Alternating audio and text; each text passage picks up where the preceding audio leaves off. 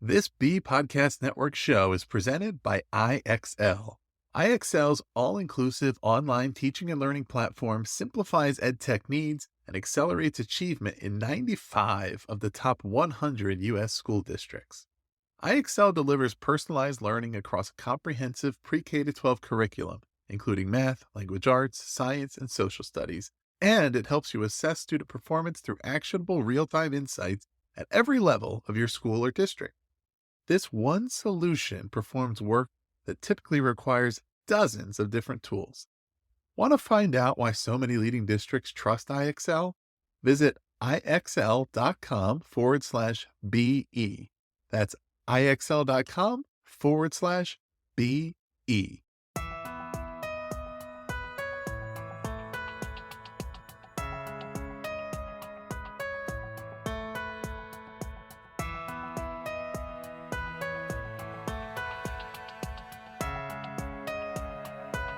Welcome in, everybody. You are listening to the Authority Podcast here on the B Podcast Network. Thanks, as always, for being with us. Really pleased to have you here for this conversation, which is part of our National Literacy Month with RIF campaign. It's a partnership between the B Podcast Network and Reading is Fundamental to host numerous productive conversations across our network of podcasts about developing kids' reading and literacy skills, the things we can do at home, what we can do in schools. We're talking to a whole bunch of different experts and practitioners and voices that are helping us really understand the state of reading in the United States, the things we can do to give kids more access to books, to reading skills, and to continue hopefully moving things in the right direction. And we certainly will cover a lot of that today with my guest, Dr. Molly Ness. Molly is a former classroom teacher, a reading researcher, and a teacher educator. She earned a doctorate in reading education at the University of Virginia and spent 16 years as an associate professor at Fordham University in New York City. Molly serves on the board of directors for the International Literacy Association and is a New York State chapter of the Reading League. She is the creator of the End Book Deserts podcast, which brings awareness to 2 million American children who lack access to books. And she is the author herself of 5 books, including Read Alouds for All Learners and Think Big with Think Alouds. Molly, welcome to the show. Thanks for having me.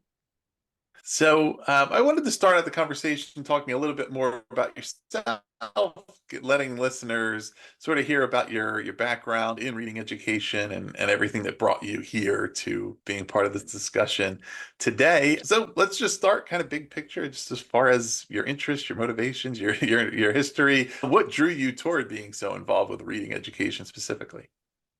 Well, I started as a classroom teacher right out of college. I joined Teach for America and spent a few years teaching in Oakland, California. I was a middle school teacher who at the time had very little advanced preparation. I actually thought I was sort of building my resume to go off to law school and just going to use this experience for a nice line on my CV, but quickly realized that public education and specifically literacy were the social justice issues that mattered most to me, but that I did not know enough. So continued teaching for a bit on the West Coast and then came back east and spent 4 years looking at reading comprehension instruction as well as reading clinics in my doctoral studies at the University of Virginia. My real interest was the gap between researchers and classroom teachers. And so after finishing my doctorate, became a university professor in a graduate school of education where I really was aiming to make research, which too often lived in ivory towers and academic journals, readily applicable to classroom teachers and school leaders. So I was a university professor for almost 20 years, and my writing and my books are really meant to sort of bridge that research to practice gap. And I started that podcast, I guess, in 2019 when I discovered the research around how book access is such a prevalent problem all across the country, and started the End Book Deserts podcast to highlight the 32 million American children who lack access to books in their homes, schools, and communities, and also to shine the spotlight on the innovative people and programs who are working all over the country to get books to kids in a wide variety of different ways. Yeah, and I definitely want to talk a lot more about the podcast and about the Book Deserts topic in general. Is that, kind of bridging to that? What are some of the things you kind of, I guess, you've seen, experienced firsthand, and I guess the meshing of your experiences, like going all the way through to a doctorate degree in reading education, combined with your experience in the classroom and other roles?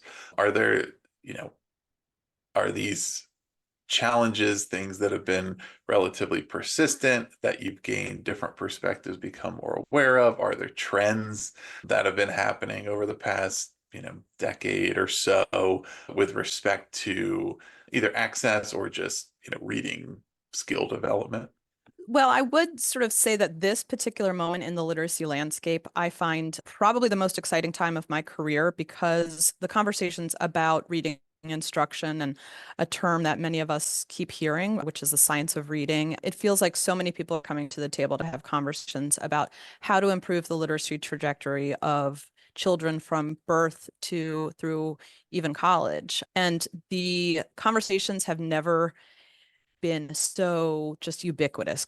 Podcasts and documentary films and mainstream media and social media looking at how we not only need to improve our students as the quality of their reading, but also really address that so many of our students are opting not to read. So we're facing this dual crisis of illiteracy as well as illiteracy, children choosing not to read. And so there's this particular moment, I've never seen such a sort of clamoring for information. Teachers really want knowledge. They want to understand how the brain learns to read. And for so many of us, that was not something we got in our formal education. So I'm seeing a lot of requests for understanding brain science, understanding the science of reading, and so many interdisciplinary people coming to the table. We've got people who are reading researchers like myself. We've got speech language pathologists and psychologists and even pediatricians, understanding that a child's literacy development is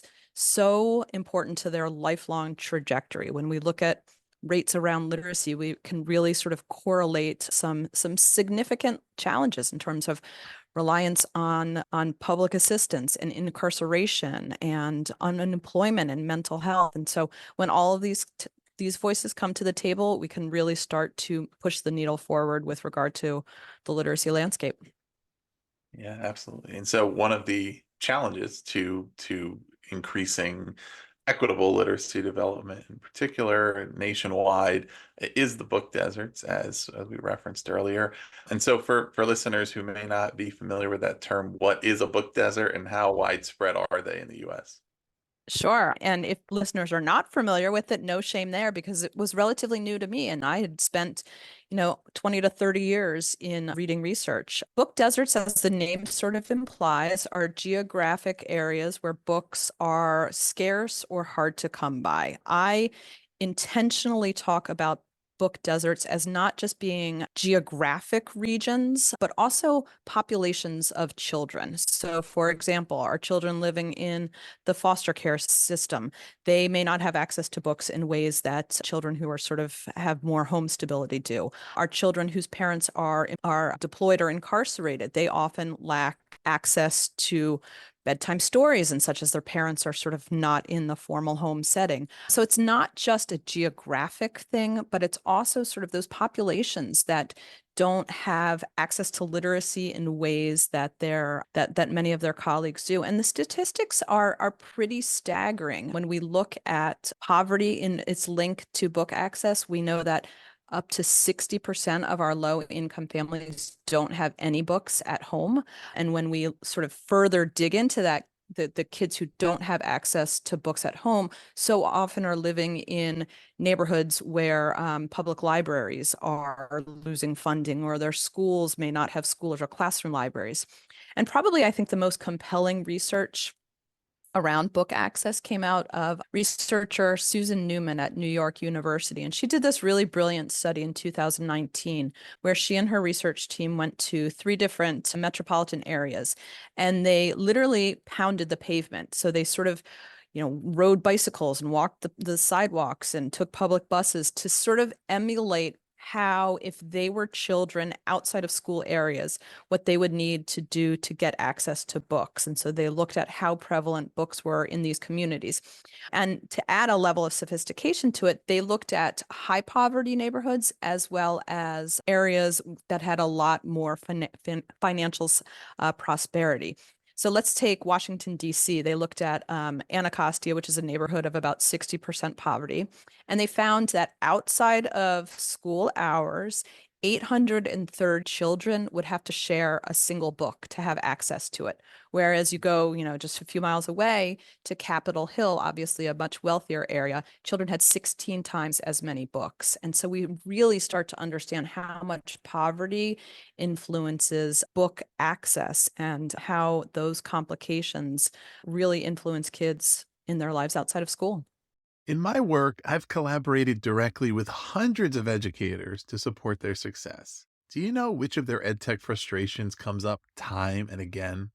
The sheer number of tools out there and the difficulty of knowing which ones schools like theirs are using to get results. IXL is different.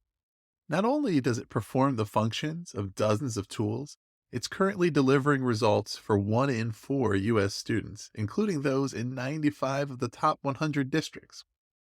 Another major pain point that comes up when a school is excited to implement a new tool only to find out the teachers hate it. Yikes. It helps to know that IXL is loved and trusted by more than 1 million teachers, saving them time on prep work while enabling them to better support student learning. IXL is research proven to accelerate achievement. Studies across 45 states show that IXL schools outperform non-IXL schools on state assessments. And independent research from Johns Hopkins University verifies that IXL meets ESSA Tier 1 standards. With those results combined with IXL's teacher-friendly reputation, what more could you ask for? If you have a goal to increase achievement for all students, make sure to find out what IXL can do for you. Visit IXL.com/BE for a demo. That's IXL.com/BE.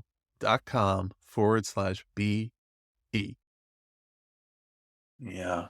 And another piece, I guess, in the definition of the book deserts, it was, lack of access to books and book culture. Could you elaborate a little bit on what book culture is beyond just access to the books themselves?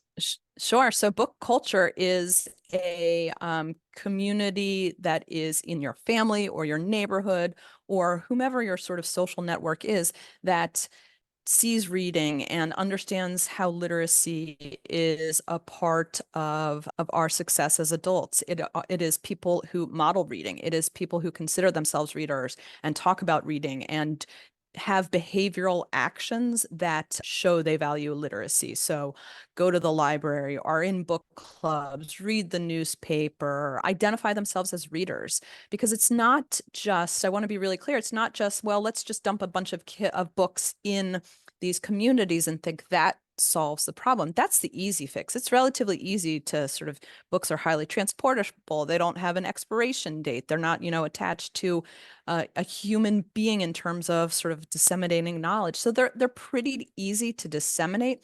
What's harder is the grassroots efforts that take longitudinal work to really build up why literacy matters so much and how literacy can improve a human being's life trajectory. So it's all of those literacy behaviors, not just sort of having books in your home and on your shelves. Yeah, and that's particularly in light of the fact that this can't really be defined geographically in the modern world, right? I think that culture part is so important to it. A term I'm sure probably the term that the book deserts came from, people might be familiar with food deserts, right? Sure. Communities where there's no, no grocery store local, or at least no fresh fruits and vegetables. And if it's in a city, you may have to take a bus to a totally different part of town to get to a grocery store, rural areas, there may only be a dollar store or something like that in town, and you have to go to a totally different town to go to a supermarket, right? And that's, of course, largely defined by geography, but in the age of Amazon and all of this, right, there's different ways to get books other than them being down the street, but lack of public libraries in different neighborhoods where it's free and anybody can go and get books, or as you mentioned, like the culture, the understanding around what it means to be a reader and to want to have access to books, or for families to read books together. I mean, I've noticed myself, especially over the past handful of years since having my own son and reading and all of that, that I haven't necessarily always been impressed by the way that people who have access to books utilize that access, right? Sometimes if I'm at someone's house and they don't even know what books they have because they've never read them. And and so it's important to help kids develop that identity, to prioritize it, and to, of course, make sure that it's just something that we avail ourselves of, and then we can continue to make progress toward ensuring that that's the reality for every kid. And it seems as though, based on some of the statistics, certainly around the financial barriers and the ability to purchase full price books, that it's not only at home that's a barrier, that schools in communities, schools that have less funding also are not as equipped with the same number and I'm sure the same up-to-dateness Sure. of reading materials, right, available to the students in the school as at home, which is something that is a little bit different about this, you know, crisis of access than some other things. Sometimes when we talk about digital access, the digital divide, it's the assumption is that we have these things in school, but some kids have it at home or they don't. But even, if they're attending a school that may have the same resource challenges at home, it's something that's not, automatically, there's not a solution in that way. Yeah, and I will say that as bleak as the statistics around book access are, what is completely overwhelming and just innovative and engaging and just downright fun is how this problem has been tackled from the grassroots level to huge organizations. Many of us know JetBlue Airlines. Well, JetBlue Airlines had book vending machines that they strategically put in high visibility, high traffic areas for kids to literally go up and just get free books. And they were, at the WIC centers and the Boys and Girls Clubs and the local playgrounds. I've interviewed on my podcast people who have taken dilapidated school buses and redone them and literally had them be a mobile library that they drive into kids' neighborhoods on the weekends and school hours. There's so much innovative stuff that's going on at all different levels of funding. There are book banks that are very mindful that if a family needs services, if you need books, chances are you also need school uniforms and sports equipment and diapers and food. And so like the Maryland Book Bank, I think, has this really lovely model where they've collaborated with other organizations in this gigantic one-stop shopping community sort of warehouse for people who need those services. And they're very mindful to meet people where they are. And that innovative approach to building literacy, not just in access, but in the culture is what gives me hope and what keeps me continuing to do my podcast, because I want to showcase these ideas so that other people can say, hey, if it worked in Philadelphia, maybe it'll work in Phoenix. If it worked in San Francisco, let's try it here in Austin or what have you. Yeah. Are there any, and speaking of, you've had you said on your podcast, many different guests from organizations that are tackling this through a variety of different approaches and solutions. Are there any that stand out, in particular as really promising approaches, or ones that have just Sure. clearly had an impact in a certain way? Sure. So the ones that I just think are so genius are some of the laundromat library centers. So people who go to public laundromats, the research shows that if you go to the laundromat, you typically go to the same one and you go once or twice a month. And you are there, you're sort of a captive audience for an hour or two. And so the Laundromat Cares Association literally spent about $500. We're not talking about thousands of dollars to make over a corner of the laundromat to have it be a kids learning nook. So they, got kids furniture and got books, and they would have a librarian who would volunteer an hour or two, basically knowing if you're a parent who is trying to do your laundry while you're managing your young kids, rather than give them a device, which so many of us do, let's have this be a literacy center. And there's some really compelling research around those.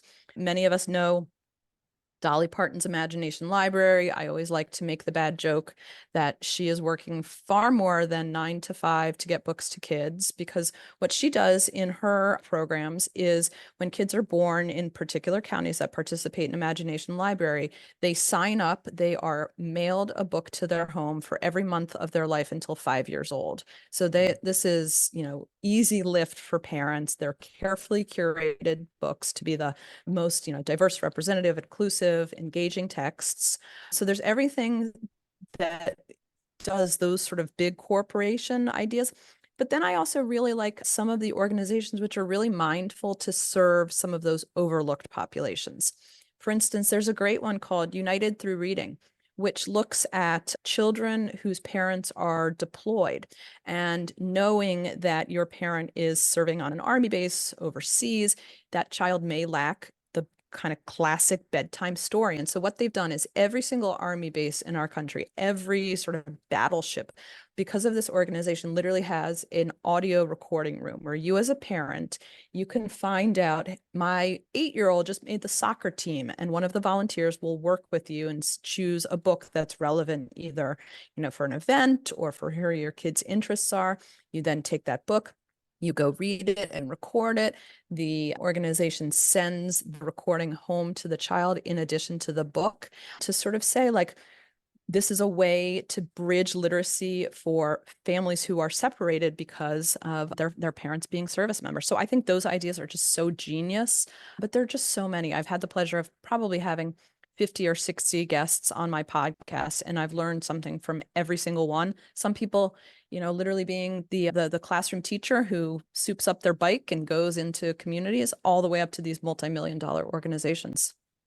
Yeah. Are there any solutions, but anything that stands out as things that, whether it's, systemically within just the education system or the government or corporately, that stand out as opportunities to, I guess, facilitate better penetration of these programs that are working, to be able to enable them to scale, to make them more commonplace, to, fill in some of the gaps where there are things out there that clearly are working, but yet there's still more kids to reach, or more kids to reach more, frequently, right? To get a kid that Sure. now that went from having 0 books at home to 5, how do we get them to 10 and 15 and so on?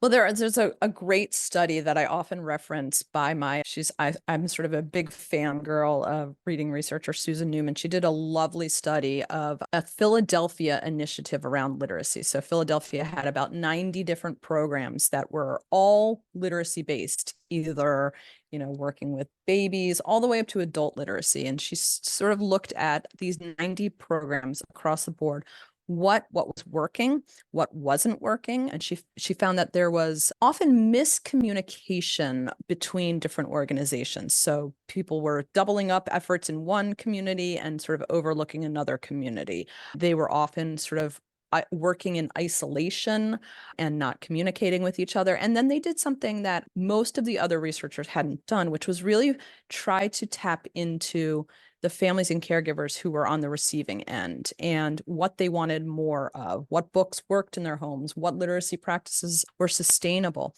And they found that so many of the book donation organizations were giving these really rich, lyrically sophisticated picture books, and they were choosing them because they had background knowledge and sophisticated vocabulary, but they were often sort of overwhelming and too intimidating for families who may have had low English proficiency or low levels of literacy themselves. And so they were able to sort of say, hey, well-intentioned, but should we be more mindful in the text that we're disseminating to the families and caregivers that we're working with? There's an organization in New York that I think just is brilliant. It's called Literacy. It's link.org. And what they do is when you sign up as a parent or caregiver, you get daily text messages from this organization that are literacy tips. And they're not just reading per se tips. They are, if you're waiting for the bus, find a billboard, talk about the letters that are in that billboard, ways that you can use storytelling and turn, everyday moments like grocery shopping or like, doing laundry into literacy rich moments. And what I appreciate about those efforts is we're helping people understand that literacy is not just reading. It's reading, writing, speaking, and listening. And that to me reaches a whole different population who may not have strong literacy backgrounds themselves or may not consider themselves readers. But when you say to a family or caregiver, talking to your baby, singing with your child is building literacy, then we make literacy more welcoming and more inclusive. Yeah, literacy as a foundation for communication and everything that means. It does reading, I guess, has the risk of falling into the same trap as many other things that we teach in schools, or if we fail to make those connections and contextualize what this skill means in life, right? And it just seems like it's just about reading just for the sake of reading, which can, have its own pleasures, but isn't necessarily as much of a motivator to learn it if you're struggling with it or if you haven't learned it yet. But understanding all the different things that literacy means in life and the doors it opens up and et cetera. And also, as I want to talk a little bit about, viewing that as a cross-curricular endeavor and seeing it as every educator's job, every professional educator and informal educator, but their job to be fostering those literacy skills versus, well, it's this one teacher's job. And if I'm the social studies teacher and I have kids who can't read, I'm a victim of the fact that the kids can't read well enough, right, to engage in my curriculum, versus it's also part of my job to help them develop those skills and how effective that approach can be. So as I've referenced in the introduction, the author of 5 different books, and that's typically what we're focused on this show, is talking about authors and their books, and with this campaign we're expanding that a little bit. But one of your books, I think your most recent, is Read Alouds for All Learners, and so wanted to definitely spend some time to touch on that and touch on Read Alouds in general and how they contribute to students becoming strong readers. What's the case for Read Alouds? Sure. So, well, I will start with sort of the rationale of why I wrote the book. So, in these conversations about the science of reading, we've sort of placed so much focus and emphasis on foundational skills of phonics and decoding and sort of lifting words off the page. But that's not the only thing that you need to be a successful reader. To be a successful reader, you need background knowledge, you need vocabulary, you need to understand how our language works, you need language comprehension. And language comprehension really is built through read alouds. So what I have been seeing and what the research has verified is that we've sort of pushed out the time for the read aloud. It's not something that you can necessarily quantify. You can't sort of assess student gains from a read aloud. So it's one of those things that we've sort of said, oh, we don't have time for it. It would be nice if we got to it, but it isn't seen as a necessity. So I wrote this book to show that read alouds are really the cornerstone of effective literacy instruction. They build background knowledge, they give rich vocabulary exposure, they build language comprehension. And so they're not a luxury. They're a must do, should do, want to do, get to do, have to do. And the research is really compelling around it, that we see just so many benefits when kids listen to teacher delivered or parent delivered read alouds. We see increases in expressive and receptive vocabulary. We see students have better feelings about their own identities as readers and writers. We see improvements in comprehension. I can go on and on and on because the research is just that robust.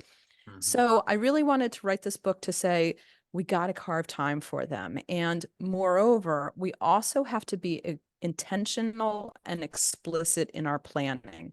When I think back to my days as a classroom teacher, I didn't plan my read aloud. I just sort of grabbed a book and did my thing. And there's a great study that shows that when we don't plan our read alouds, we miss instructional opportunities. So not only do I want to, in this book, make the case for the necessity of the read alouds, but also give a way to use read alouds that are intentional, purposeful, and really maximize student learning. And so that's a big portion of the book. What grade levels should be using read alouds?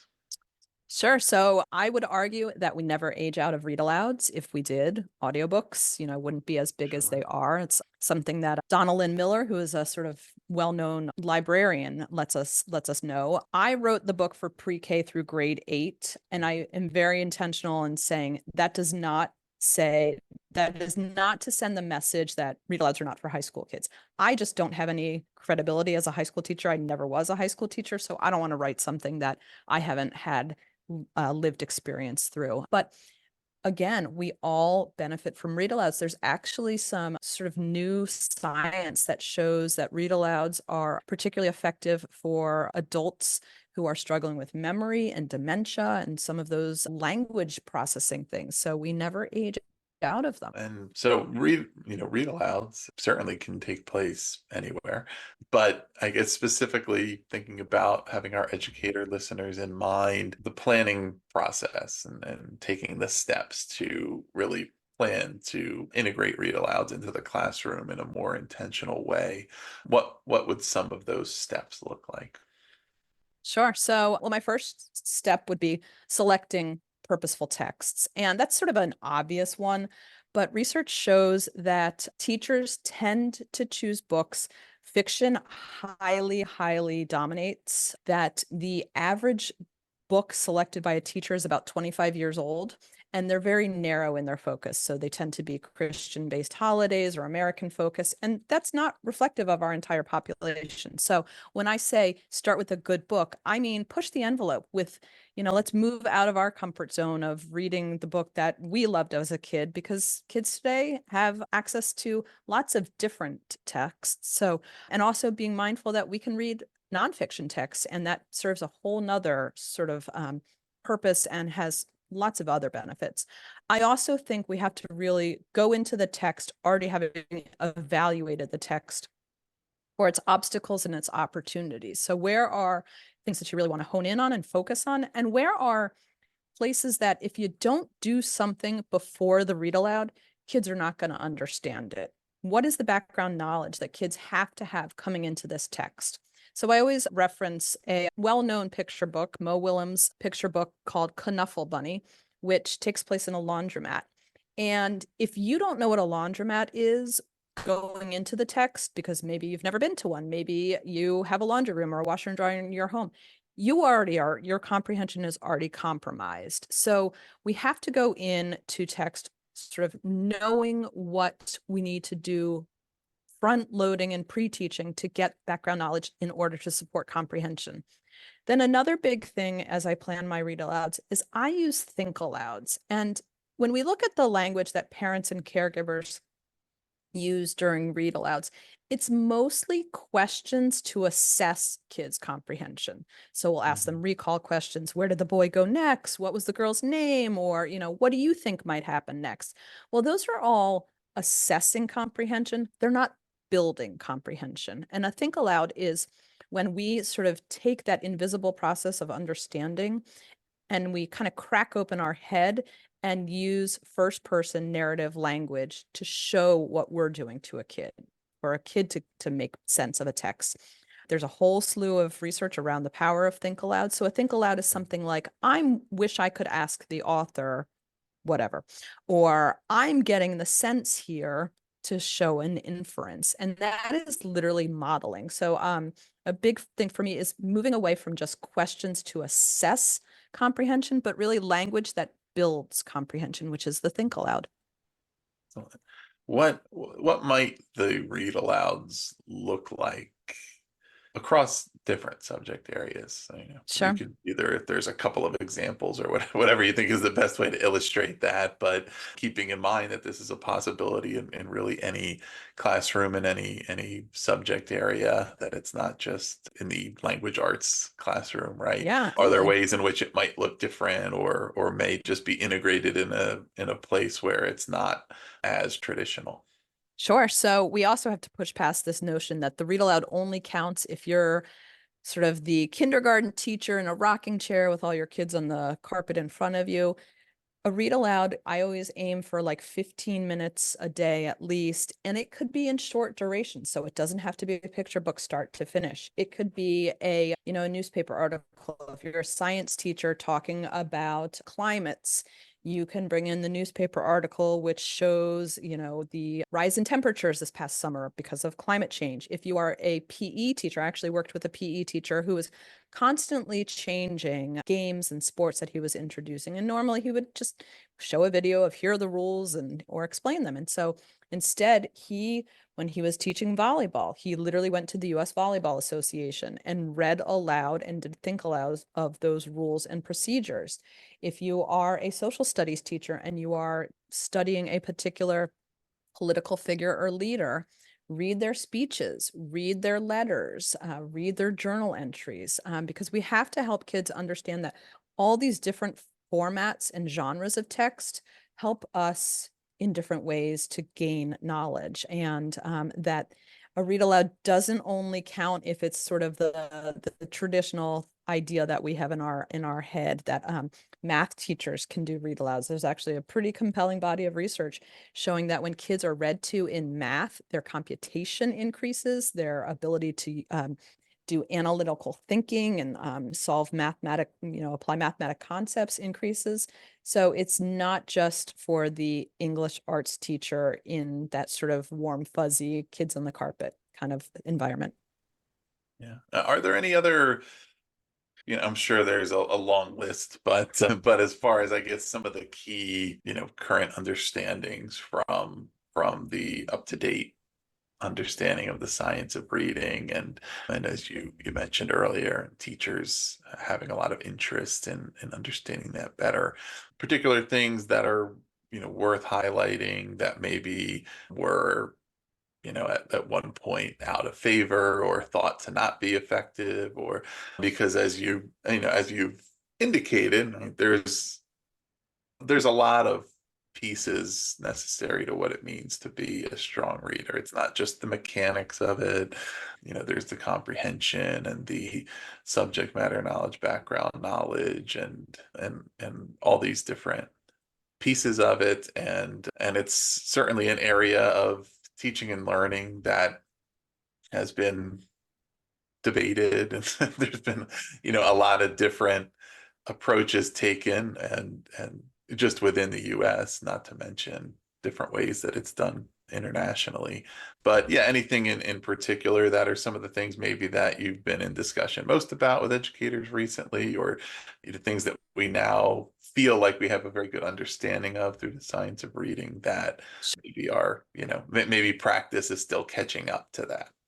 Sure. So, well, I think one of the big conversations that the science of reading is bringing to light is the role of background knowledge and how what you know about a topic so informs your understanding of a text. There's a study that was performed in 1988. It's not officially called the baseball study, but many people know it as the baseball study.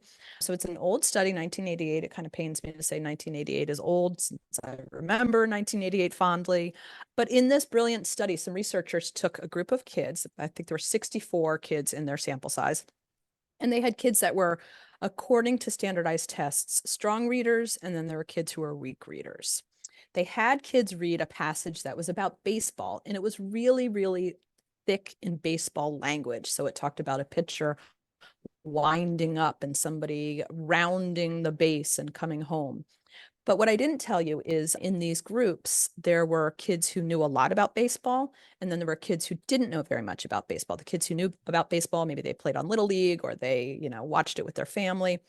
And then what they did was these researchers had kids come up to this little diorama that they had created with little baseball figurines, and they had kids reenact the passage that they had just read. So they're basically having kids do a retelling of a story, which is very much a valid comprehension measure. And what they found kind of blew their mind, and it has been replicated time and time again, that your knowledge of the topic mattered more than your reading skill. So the kids who knew a lot about baseball, but were low readers or classified as weak readers, outperformed the kids who were strong readers with not very much knowledge about baseball. So when we have conversations about the science of reading, background knowledge is really getting a heyday in terms of how much it matters. And so that's why we're starting to see all these knowledge building curriculum kind of come to schools and districts and such. That being said, we can't overlook the role of teaching kids reading comprehension strategies. So it's not, well, strategies don't matter anymore, and it's all just let's double down on background knowledge. We want to be careful not to sort of overcorrect. So I think that's one of the things that's really getting a lot of attention in the science of reading. And then the other thing that I often share, particularly with regard to read alouds, is I'm going to mess up the year. It was either 1983 or 1984 meta-analysis, and a meta-analysis is sort of a synthesis of all these studies, showed that kids' listening comprehension, what they can understand when the text is read to them, outpaces their reading comprehension until about age 13 or 7th or 8th grade.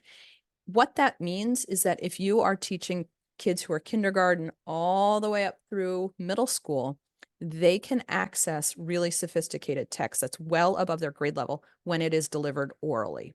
And that when we're giving them those oral delivery of text through these read alouds, we're actually sort of increasing their literacy by background knowledge and language structures and vocabulary. And so it's the case for not just reading aloud, but more importantly, reading aloud from texts that is above their grade level.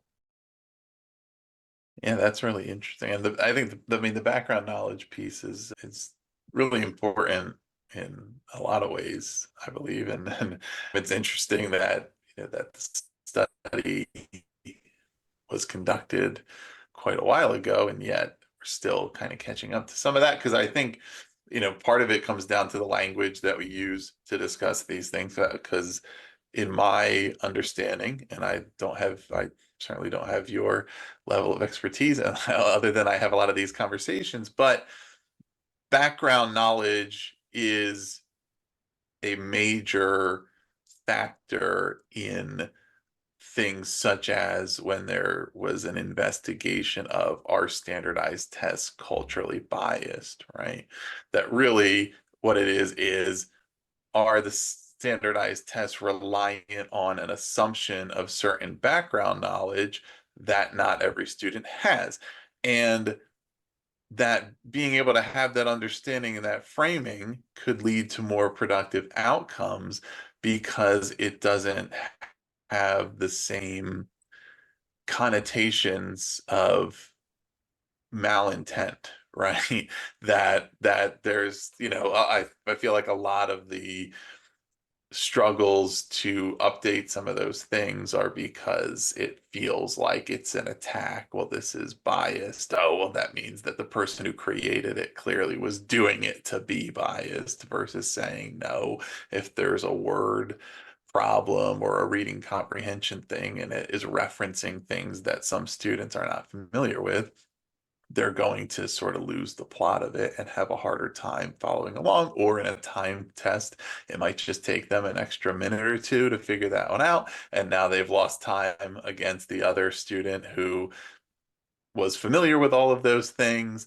And in some cases, it's not even really the thing it's measuring, right? Like if a math problem says if I have 5 sheep and then I get 2 horses, how many animals do I have? And I've never seen a sheep or a horse, and my mind is sort of wandering, right? And that really do I know how to do 5 plus 2?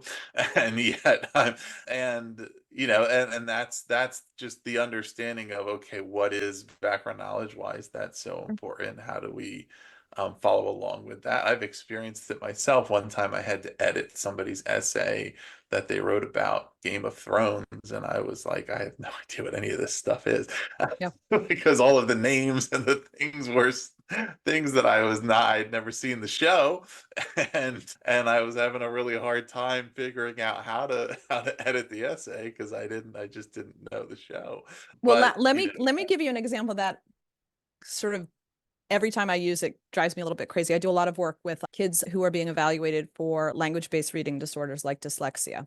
And there is an assessment that I'm looking at their language comprehension. So I'm reading a short passage, they're listening to it, and then I'm asking them a question based on the passage. So the passage that I always makes me crazy is Miguel takes out a bowl, he chops peppers, he gets tongs, he mixes everything together, and then you're supposed to ask the child, what is Miguel most likely making? And the child is supposed to, what I'm getting at is their ability to make an inference. But if you live in a food desert, you don't have access to peppers and fresh lettuce and things like that, your background knowledge is superseding your ability to make the inference. And so we're not really, in that case, assessing their literacy, their inferential abilities. We're getting at their background knowledge. And that to me is a big issue of equity and making assumptions that kids are all coming to the page with the same life experiences or funds of knowledge or those sorts of things. And there's no way that we can not have texts with all of the background knowledge and assumptions clearly laid out. Every text would be, hundreds and hundreds of pages. But what we can do as teachers is be mindful to look at the text and say, okay, what does it assume I know about the topic, the character, the setting, the whatever, the timeline? And if my kids may not have that knowledge, what am I going to do to give them advantage going into the text to improve their comprehension? So it's just that mindfulness around it.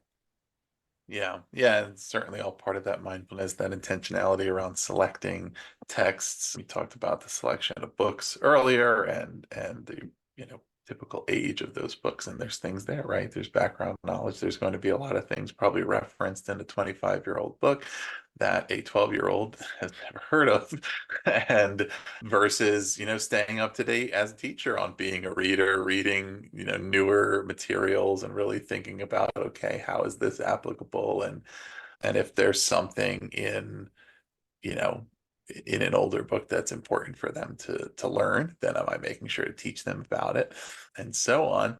So Molly, we've covered quite a bit here, and I'm certainly going to put the links in the show notes to your website, to the End Book Deserts website, where people can find all about that initiative and the podcast and other resources. Is there anything in particular you'd like to point out on any of those sites, or anything else, any other resources that are available that our listeners might want to check out? Sure. Well, people can obviously look at whatever their favorite podcast platform is for End Book Deserts. And I always say that desert has one S, not two. If it has two, it's dessert and not desert. And there is a ton of information about different programs, about these statistics on the endbookdeserts.com website. And my writing and thought leadership and such can be accessed through my personal website, which is Dr. Molly, that's Molly with a Y, Ness.com. So drmollyness.com. Excellent. We will put those links below, listeners. You can check all of that out. You can learn about Molly's books. There's a variety of other resources there. Of course, the podcast. She's had a number of really interesting guests. So if you're just interested in general about all kinds of efforts to make books more available, to promote reading, no matter what your role is in that, there's a lot of great conversations there. So check all of that out. Please also do subscribe to The Authority if you haven't already. We'll continue to bring you more conversations around literacy for this National Literacy Month campaign and more interviews with authors from across the spectrum. Visit bpodcast.network to learn about all of our podcasts or learn more about reading is fundamental at RIF. Org, thanks again for being with us, and thank you, Molly. My pleasure. Thank you.